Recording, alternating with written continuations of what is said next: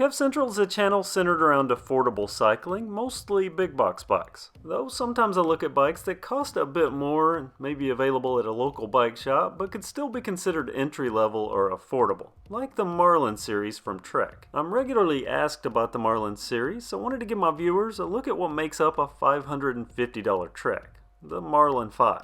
Before I get into this, let me talk about components because recently we've started seeing some brand names appearing on big box bikes. But they're usually licensed and really only carrying the name. For Trek, you're going to see and hear a lot of Bontrager. That's because they own that brand, and in my opinion, they're good parts. So let's jump in and start naming off the Bontrager stuff. Like the Bontrager 7-degree stem, it's blender compatible, and if you don't know what that is, that's Trek's modular mounting system. There's also Bontrager alloy bars, 31.8mm diameter with a 5mm rise. The trigger shifters are Shimano, a 3-speed shifter on the left and a 7-speed selector on the right. These are Bontrager lock-ons, but they're not the factory grips. These are green and added by the local bike shop to give the bike some flair, make it more eye-catching, and it works. Hydraulic disc brakes are equipped on the Marlin 5. They're Tektros, and we'll see them in just a minute. Straight versus taper, always an argument, and very dedicated opinions on both sides, but as I like to point out, don't expect a taper on anything that's considered affordable. I don't believe any of the Marlin bikes have a taper. The fork on the Marlin 5 is a Suntour. It has 100mm of travel and 28mm stanchions. It's a Suntour XCE 28, which I think I've seen recently on a few slightly more expensive big box bikes. These numbers can be a bit confusing because the 28 is the stanchions of the fork. The wheels themselves are 29-inch because this is a 29er. Now for entry-level bike shoppers, there are components that many people don't think about, but bikes like this have a slight step up over their big box counterparts, and one area is in the hubs. These are actually identified in the specs. They're Formula DC20 up front and DC27 in the rear. The wheel set is a double-wall alloyed Bontrager connection. It's drilled for Schrader valves. The tires are Bontrager XR2. They're 29 by 2.20. These knobbies work well on the local hardpack single track. I've already shown this has hydraulic disc brakes. They're Tektros on the front and the rear, and on the Marlin 5 the front rotor is 180mm, 160 in the rear.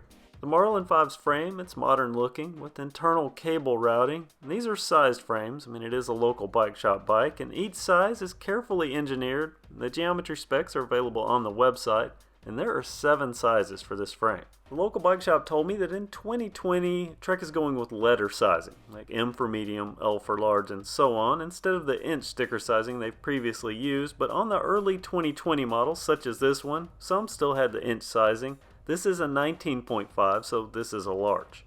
Trek rates their aluminum frames on an Alpha series. And this is an Alpha Silver. I think they have an Alpha Gold and possibly others. And a while back I contacted them to try to get details about what these ratings mean, and they were kind of vague, but basically, as you move up the scale, they get more hydroforming and get lighter. And this bike weighs in at 32.17 pounds. Color-wise, the 2020 Marlin 5 is available in matte black, volt green, and teal. This is obviously the matte black, and it has white blocky lettering and some slightly covert additional white graphics. People ask about tire clearance on frames, and there's plenty of room in the rear here for wider tires, and even room up front too.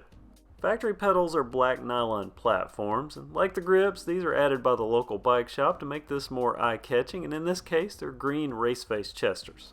Aside from the pedals, the drivetrain, it's all Shimano. From the crank arms to the 3x, which is a standard 42-34-24.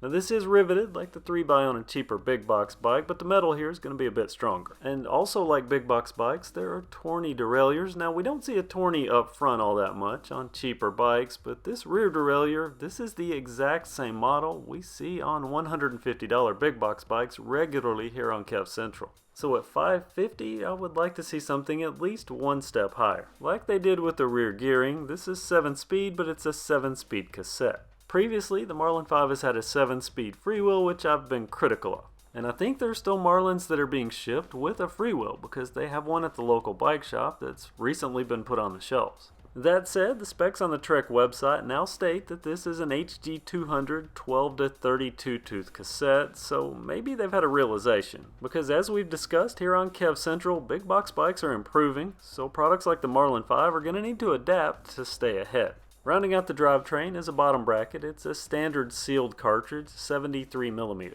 This is a mountain bike, so there's a quick release for the Bontrager alloy seat post. And the saddle itself, also a Bontrager, and in general, I really like Bontrager seats. They're among my favorites, though I'm not familiar with the Arvada.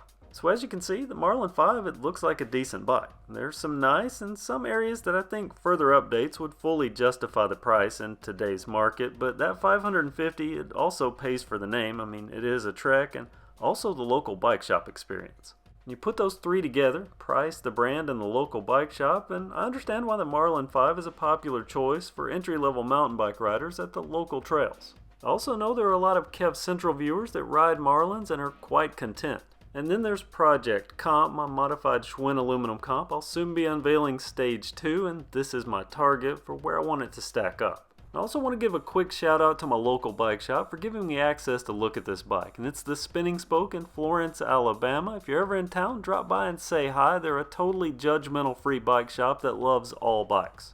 And now's your chance to speak up about the Trek Marlin 5 and what you think about it. Comment down below and let everyone know. Thanks so much for watching this video and watching KevCentral. If you're new here, I hope you subscribe, and if you like this video, give it a thumbs up. Have a great day.